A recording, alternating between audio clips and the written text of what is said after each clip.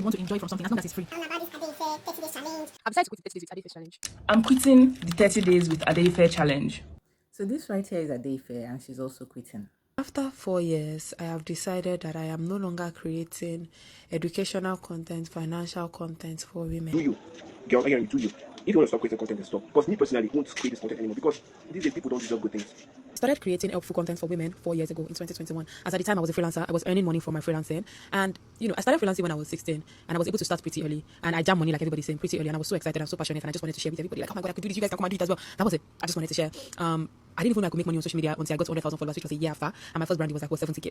So basically, I didn't start it for money. I started it because I just wanted to share. And I shared everything. And there's this popular saying that nobody that is making money will come online and tell you how they are making money. I wanted to be an exception to that rule. I wanted to be like, we are not all the same. I can share my strategy. I do not get skip. But yeah, there's a reason why exception to rules always go through shaking. Because I started sharing and first it was backlash about how I looked and my skin and how I'm fat and ugly and obese. It was, if you're making this kind of money, you wouldn't look this stupid, you wouldn't look this bad, your wig would not look this bad. It was that. I got bullied for how I looked for like a year, right? And then it transcended to, you're a liar, you're this, you're that, you're condescending to women, you're insulting women. I took it. I was like, I'm not going to let these people break me. I'm going to keep going. So first year I kept going. Second year I kept going. Third year I kept going. This year, I decided, you know what, since I've been creating content for like the past 4 years, let me monetize my content. Let me practice what I've been preaching. I've been telling you guys how to monetize your content, like what I did with my business. So I have a remote worker, I was a freelancer, I was into social media, now I'm a personal brand strategist, I do public speaking, whatever. Let me monetize the way I've been teaching you guys how to. And this year was the year I actively decided to monetize, which is something that I regret, to be honest, because I started with the 30 days challenge and it was not nice.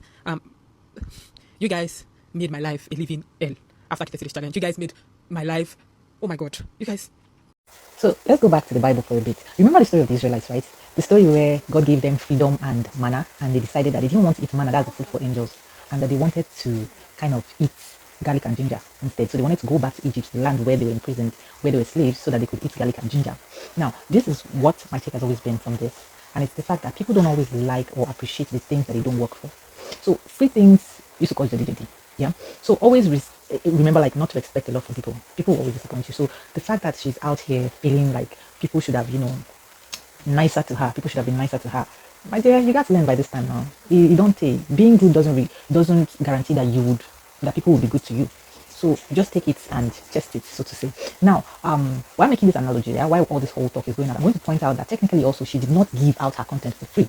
So she's saying she gave out her content for free. She did not give out her content for free because the content she was posting was to grow her platform. It helped her grow her platform. People spent their time, people spent their data watching her, interacting with her. So it counts for something. The fact that I take out my time to come to your page and say, wow, you're doing really great. I'm learning a lot from this. I could have just simply watched it fast. I don't comment. Nobody will kill me. But the fact that people interact with you, they're spending their time interacting, they're putting in the effort to type, to say, oh, wow, this thing you did for me, we really appreciate it. It counts for something. And that's why you've grown to have so many people on your platform today. That's why you've grown. It's not because they love you or they like the fact that you know how to twerk. They came there because they were learning something from you, and you were consistently putting out those content because you wanted people to learn from you. So it also gave you satisfaction as a human being that I'm doing something to positively impact people. So it's not like you were doing nothing or like people were just, no, people did something. Yeah, people did something too. Now, I want to also point out one other thing about this video. Sometimes it's not always the best thing to give out all your gems. Yes, you want to help people, you want to grow your platform, but if you give out everything for free, what else are you going to give when you need to monetize? So to say, you want to monetize your content. So if you know you're giving it out for free, you can't monetize it unless you're monetizing it on a totally different platform to a totally new audience. So for instance, if you're monetizing to, maybe you're taking your course to Domestika, that's a totally different audience. They probably don't even know about your course or know about your interactions on social media. So if you're taking it to a different platform to monetize, that's a different thing. But if you're monetizing the content that you already have online on a certain platform, it's going to cause problems between you and the people you're monetizing to. So this should be a lesson for everybody. If you know you're going to monetize, if you want to monetize your content, so an audience that has become familiar with your content, you make sure you're monetizing something new. You're giving them something fresh. It's not saying the same thing that you tell them every day that you're just going to regurgitate and pack together in a PDF format and send to them. You have to be giving them something new. And again, I feel like one of the major issues that people had with this was there were too many people. There has to be a limit. There has to be a limit on the number of people you're taking in for whatever you're running, for whatever program you're running. 7,000 people is a lot, especially if they're paying. Because most of them are paying to get your attention. They're paying to get one-on-one, they're paying to get close to you, so they need attention.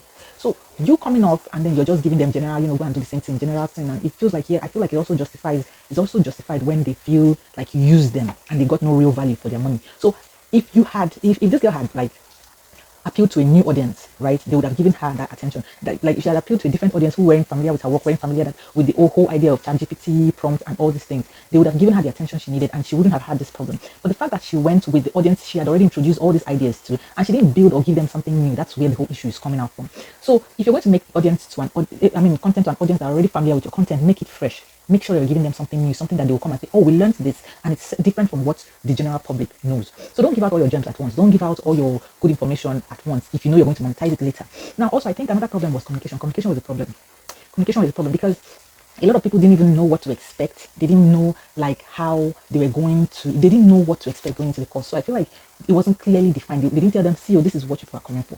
It is not a course. It is not a giveaway session. It is a place where we are all going to come together and put together a strategy. Maybe we're going to come in groups. We're going to be divided into groups of 10-10.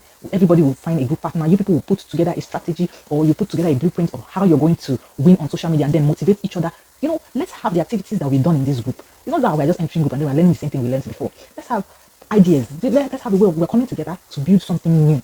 Yeah. So if they had come and they were very explicit with what they were going to do, there wouldn't be this problem. But there wasn't that, and it feels like they just came in and all right, let's start, and there was no proper planning, there was no proper preparation, and there was no like effective communication. They didn't effectively tell people this is what to expect. And you know that communication comes with saying and saying and saying and saying. So ordinarily, the solution here wouldn't be to, drop the whole idea. I mean, because she's doing something very good for the society, for everybody involved, for everybody who wants to learn things.